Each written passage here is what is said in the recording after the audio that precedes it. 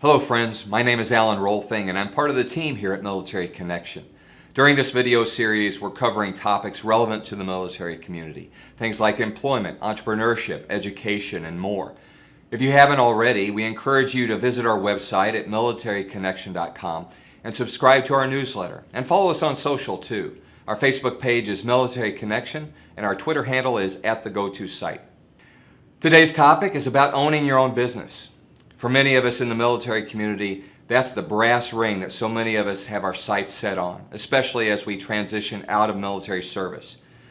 About a year ago, I wrote an article in this blog titled Small Business Ownership and the Military Veteran and explored what it meant to be a small business owner, what it meant to be self-employed, an entrepreneur, a sole proprietor, or an independent contractor.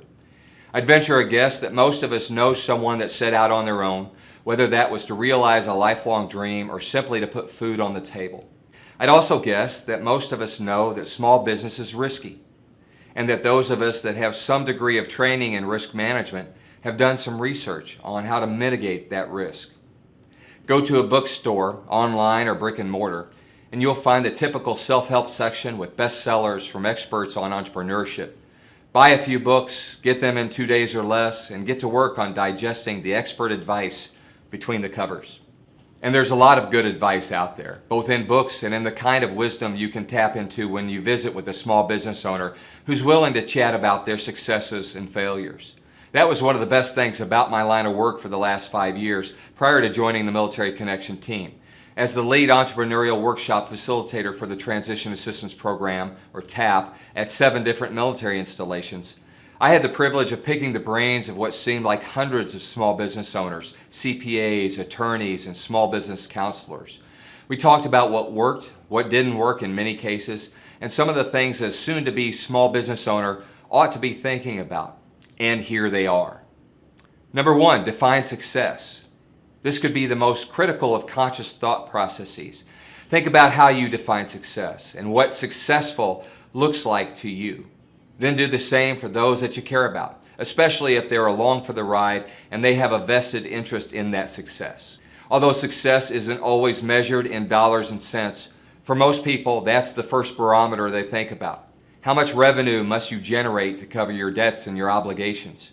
And then pay you a salary. And how long will it take to get there?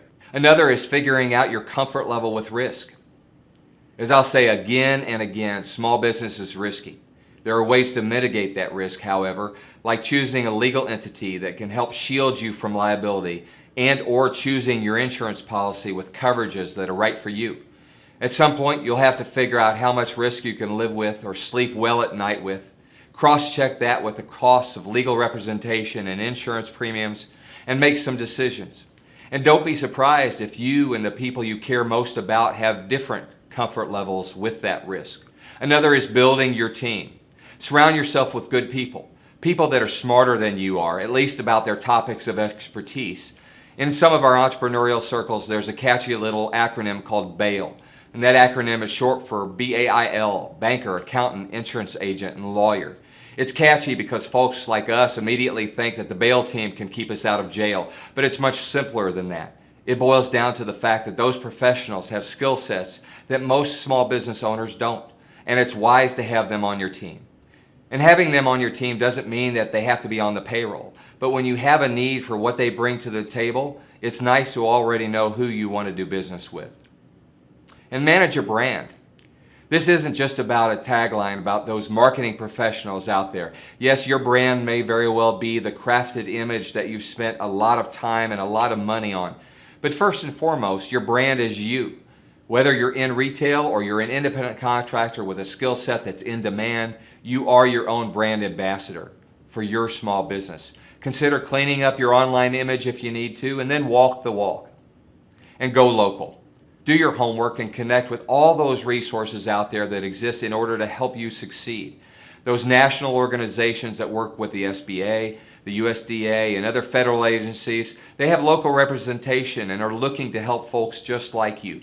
Check out the nearby colleges and universities as well as local economic development centers. Many of the workshops and training events are free or at cost, and you'll also connect with a whole lot of helpful humans. While this list is obviously not all-inclusive, There are a lot of professionals out there who think it's a mighty fine place to start when taking inventory of why you want to be a small business owner. Be forewarned though, working on these answers to your items above won't automatically make you feel comfortable going down the entrepreneurial path. In fact, you may find that you don't have the stomach for it, or it's not the right time, or the juice just isn't worth the squeeze. Just know that whatever you find yourself doing, we wish you the best of luck, and try to enjoy the ride. So thanks again for spending a few minutes with us today. Again, connect with us on social and visit us online at militaryconnection.com. Until next time.